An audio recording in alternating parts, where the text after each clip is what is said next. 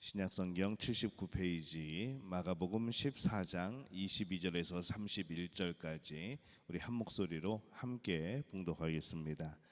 그들이 먹을 때에 예수께서 떡을 가지사 축복하시고 떼어 제자들에게 주시며 이르시되 받으라, 이것은 내 몸이니라 하시고 또 잔을 가지사 감사기도 하시고 그들에게 주시니 다 이를 마시매 이르시되 이것은 많은 사람을 위하여 흘리는 나의 피 곧 언약의 피니라. 진실로 너희에게 이르노니 내가 포도나무에서 난 것을 하나님 나라에서 새 것으로 마시는 날까지 다시 마시지 아니하리라 하시니라. 이에 그들이 찬미하고 감람산으로 가니라. 예수께서 제자들에게 이르시되 너희가 다 나를 버리리라. 이는 기록된 바 내가 목자를 치리니 양들이 흩어지리라 하였음이니라. 그러나 내가 살아난 후에 너희보다 먼저 갈릴리로 가리라. 베드로가 여짜오되 다 버릴지라도 나는 그리하지 않겠나이다. 예수께서 이르시되 내가 진실로 내게 이르노니 오늘 이 밤 닭이 2번 울기 전에 내가 3번 나를 부인하리라. 베드로가 힘있게 말하되 내가 주와 함께 죽을지언정 주를 부인하지 않겠나이다 하고 모든 제자도 이와 같이 말하니라. 아멘. 할렐루야. 하나님의 은혜가 오늘 새벽에 하루의 첫 시간을 주 앞에서 기도로 시작하는 우리 믿음의 가족들에게 함께 하시기를 예수님의 이름으로 축원합니다. 우리가 살고 있는 이 세상은 어둠이 가득한 세상입니다. 우리가 이 어둠이 가득한 세상을 어떻게 살아가고 있는가 우리가 늘 생각해 볼 필요가 있죠. 어쩌면 우리는 어둠에 적응하고 그 어둠을 때로는 이용하면서 그렇게 살아가고 있지는 않은가 생각을 해보게 됩니다. 아니면은 어떤 이들은 또 깨어서 이 어둠 속에서 빛의 날이 있음을 기다리며 살아가는 사람들도 있죠. 또 예수님의 우리에게 빛되라 하신 말씀을 가지고 또 우리를 빛이라 하신 말씀을 가지고 우리가 빛이 되어서 세상을 비추고 그렇게 살아가는 그런 모습들도 있습니다. 우리 하나님의 나라의 백성들, 우리 예수님의 제자들은 항상 우리의 주변이 어떻다 할지라도 항상 우리가 주님이 비춰주시는 그 빛을 보면서 또 우리가 이 땅의 소금과 또 빛의 역할을 하면서 그렇게 살아가야 되는 것이죠. 오늘 말씀은 예수님께서 죽으시기 전에 이 땅에서 지내신 이 마지막 밤에 일어난 그런 일들입니다. 이제 몇 시간 후면 잡히시고 한 12시간 정도 지나면 십자가에 못 박히시게 되는 것이죠. 이 밤에 예수님은 무엇을 하고 계셨을까? 오늘 이 말씀에 보면은 그날 밤에 예수님은 제자들과 마지막 유월절 식사를 하고 계셨습니다. 22절에 보니까 그들이 먹을 때에 예수께서 떡을 가지사 축복하시고 떼어 제자들에게 주시며 이르시되 받으라, 이것은 내 몸이니라 하시고 이렇게 말씀을 합니다. 상황은 참 어두운 상황이지만은 예수님은 여전히 하나님께 감사하고 또 하나님께 찬양하면서 지금 식사를 하고 계시고 그것이 첫 성찬식을 하게 되는 그러한 순간이 됩니다. 이 감사는 기도의 형식이 아닙니다. 기도를 어떻게 해야 되는가 가르치다 보면은 하나님 앞에 감사하고 또 우리의 죄를 고백하고 우리의 소원을 말하고 또 하나님께 영광 돌리고 또 예수님의 이름으로 기도합니다라고 마치는 그런 형식을 우리가 가르칩니다.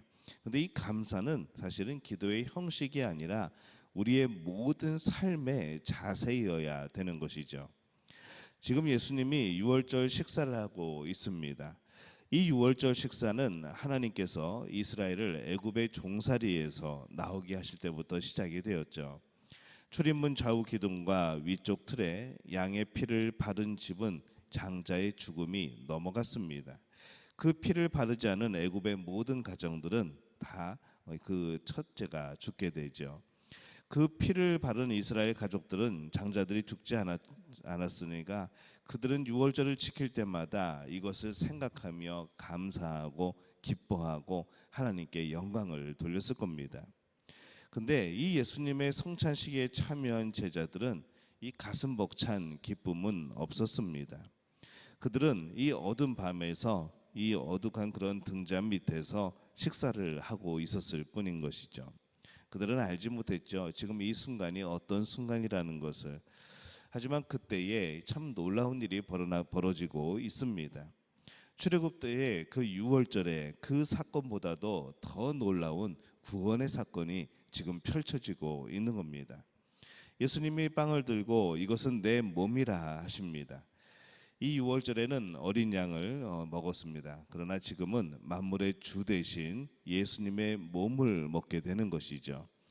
6월절 어린 양은 이후에 오실 예수님을 상징하는 그런 것이었습니다. 지금 예수님은 이 빵을 통해서 자신의 나타나심을 상징적으로 말씀을 하시죠. 그래서 이 빵을 먹는다라고 하는 것은 예수님이 오심을 말하는 겁니다.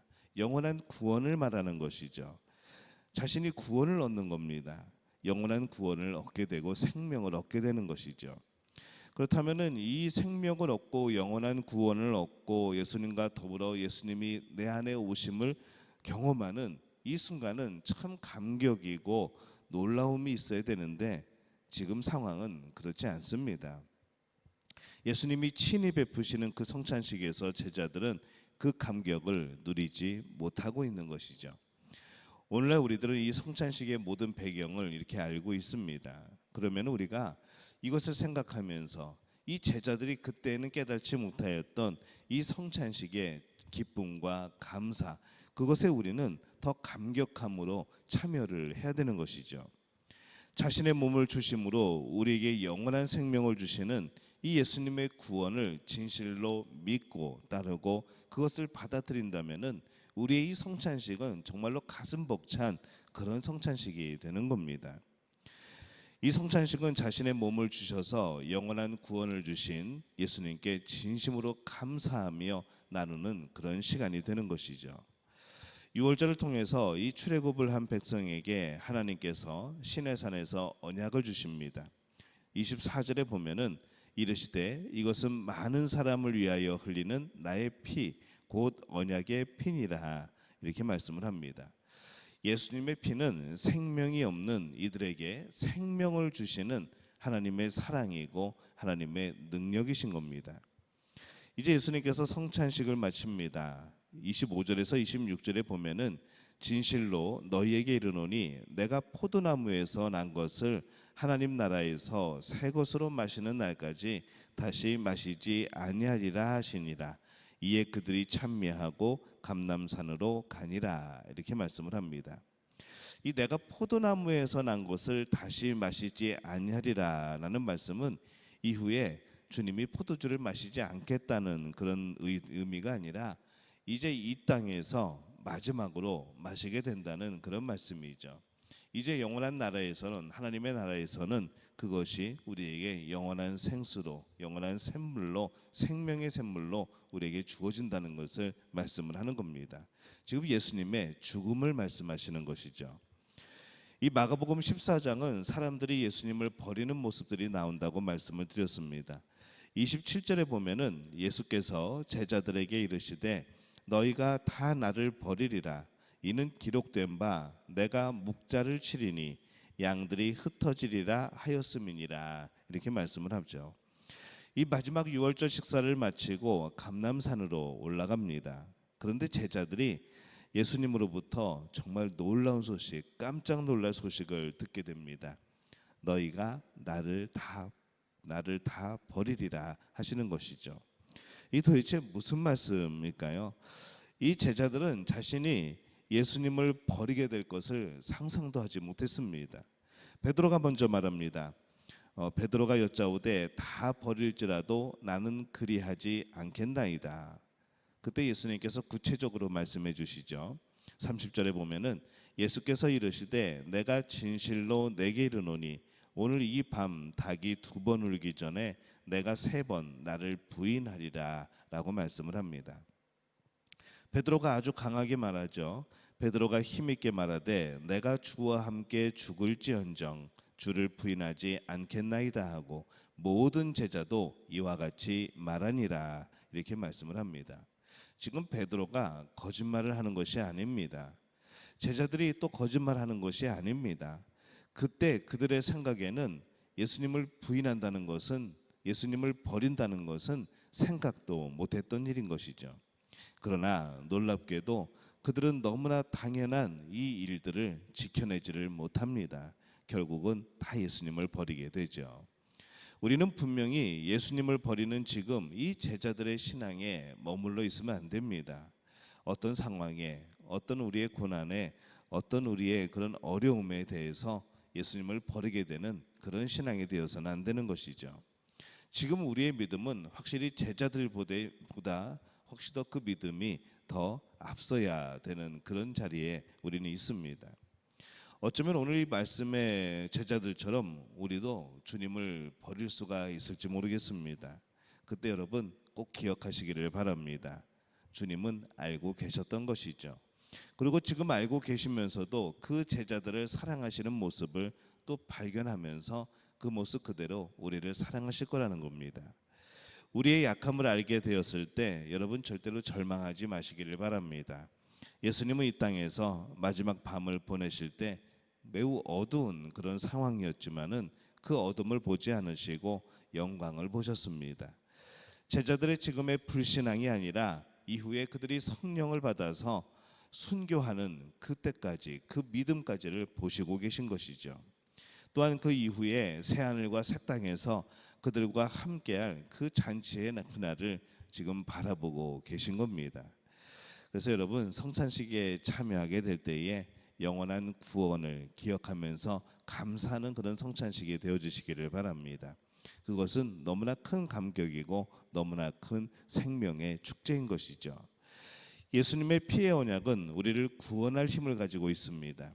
우리는 부족하지만 실패하지만 예수님의 그 약속을 붙잡으시기를 바랍니다.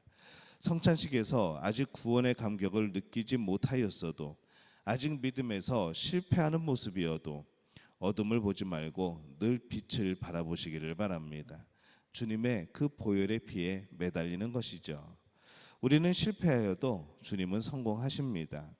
우리의 현재 상황은 어두워도 우리는 주님께서 붙드시는 한 우리는 그 영원한 찬란한 영광에 참여하게 될 줄로 믿습니다.